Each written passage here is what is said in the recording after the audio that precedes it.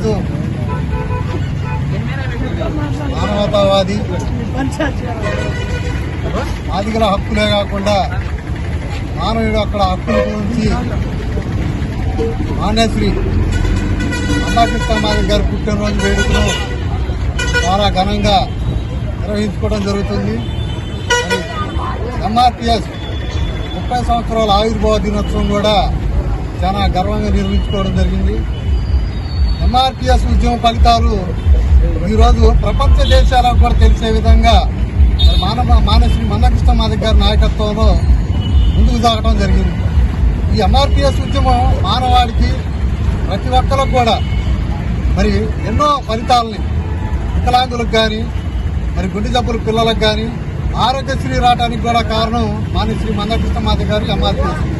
అలాంటి ఎంఆర్పిఎస్ చాలా ఫలితాలని నిన్నగాక మొన్న మరి కూటమి ఏర్పడిన తర్వాత గెలిచిన ప్రభుత్వం 6,000 రూపాయలు పెన్షన్ ఇచ్చింది అంటే మాన్యశ్రీ మందాకృష్ణ గారు పెట్టిన మేనిఫెస్టో వల్లనే ఇది జరిగిందని చెప్పేసి కూడా తెలియజేస్తున్నాం.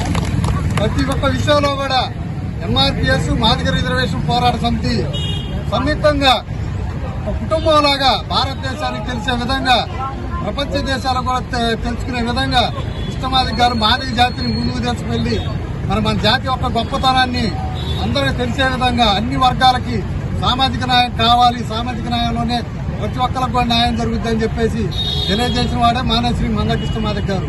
ఆయన పుట్టినరోజు వేడుకలు చేసుకుంటున్నందుకు మాకైతే చాలా ఆనందంగా ఉంది. ప్రతి ఒక్కరు కూడా ఆయన ఆశీర్వదించి ఇంకా ముందు రాబోయే రోజుల్లో ఇంకా భవిష్యత్తులో ఎన్నో కార్యక్రమాలు విజయవంతం చేయాలని మరి ఎస్సీ వర్గీకరణకి మరి ఎన్డీఏ కూటమి కట్టుబడి ఉండి మన రానున్న పార్లమెంటు సమావేశంలోనే ఎస్సీ వర్గీకరణ చేసి మాదిగలకి గిఫ్ట్ ఇస్తారని చెప్పేసి కోరుకుంటూ జై మాదిగా జై మందకృష్ణ